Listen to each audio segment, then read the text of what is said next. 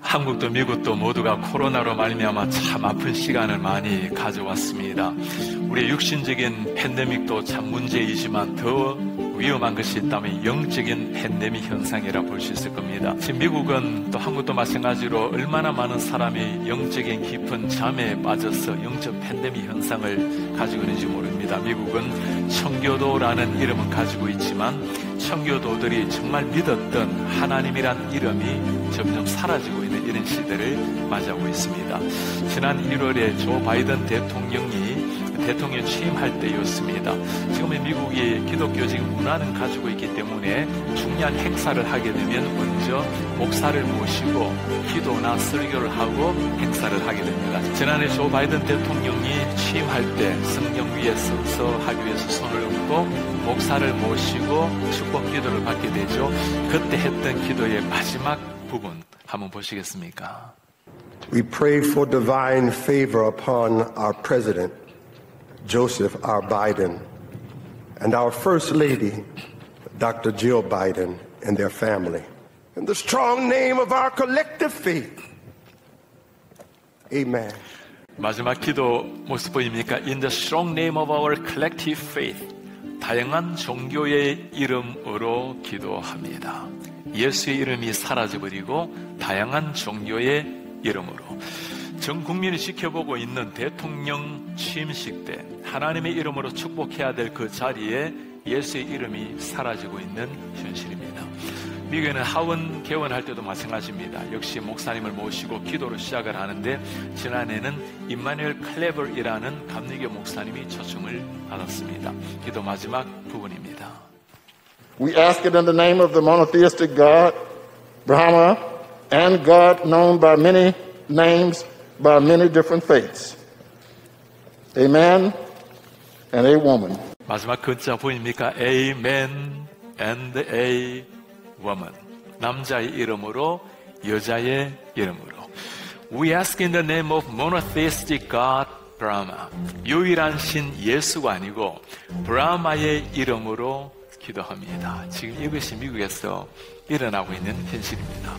제가 몇 년 전에 저 하원 의원 개원할 때 기도를 초청을 받게 되었습니다. 외국인이기 때문에 저에 대한 신상 스크린을 다 하게 하고 그 다음에 기도에 대한 공문서를 보내옵니다. 종교가 여러 가지 사람이 있기 때문에 기독교적인 민감한 용어를 사용하지 말라. 예수 그리스도 이름으로 기도를 하지 말라는 거죠. 그리고는 기도문을 미리 보내달라고 검증을 하겠다는 거죠.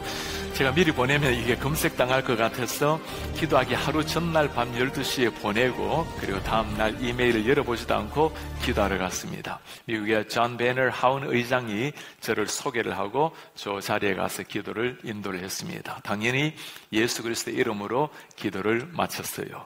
미국의 많은 사람이 생방송으로 지켜보고 있는데 얼마나 많은 사람이 저에게 이메일, 편지, 손으로 그리고 전화를 해왔는지 모릅니다.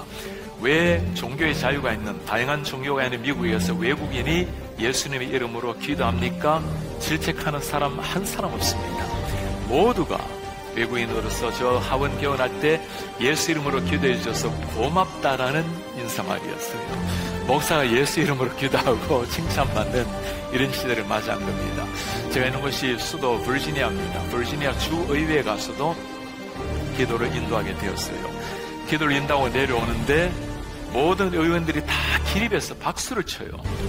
팀 휴거라는 의원이 저에게 첫 질문이었습니다. 목사님, 왜 그렇게 많은 목회자가 이 자리에 와서 예수 이름으로 기도하는 것을 두려워합니까?